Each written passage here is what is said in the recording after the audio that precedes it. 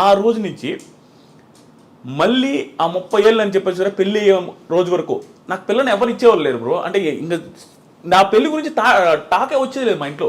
ఎందుకు సంపాదించట్లేదన్నా లేకపోతే?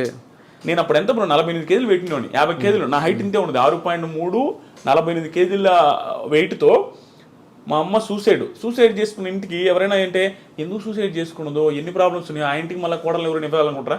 ప్లస్ మా ఇంట్లో మా చెల్లెలు అలాగే ఉంది, ఒక పర్సన్ హ్యాండిక్యాప్డ్ పర్సన్ ఉండే ఇంటికి ఎవరు ఇవ్వాలనుకోరు. అలాంటి సిచ్యువేషన్లో ఉన్న నాకు పెళ్లి తాట మా ఇంట్లో లేదు, నాకు లేదు. ప్లస్ అప్పులు నేను అందరికీ తెలుసు. ఆ పొజిషన్ నుంచి 30s నాకు ఎలా ఉన్నాడు చూడు, నా పెళ్లి కాలేదు. ఎవరికైనా ఒక పర్సన్కి ఎలా ఉంటుంది బ్రో, జాబ్ లేదు, పెళ్లి కాలేదు, అందరూ అడుగుతారు. మన ఫ్రెండ్స్కి మన ఫైనాన్షియల్ ఇదేంది తెలియదు. మన బీటికి ఫ్రెండ్స్కి ఏమంటారు, ఫోన్ చేసి ఏమమ్మా ఎప్పుడు పెళ్ళి అంటారు. మనం ఏం చెప్పలేము, ఏం చేస్తున్నారు అంటారు, ఏమి చెప్పలేని పొజిషన్. ఆ టైంలో వెనక ముందు ఆలోచించుకుంటే అంటే ఇంకా లిటరల్గా ఆ పొజిషన్ ఎట్లా ఉందంటే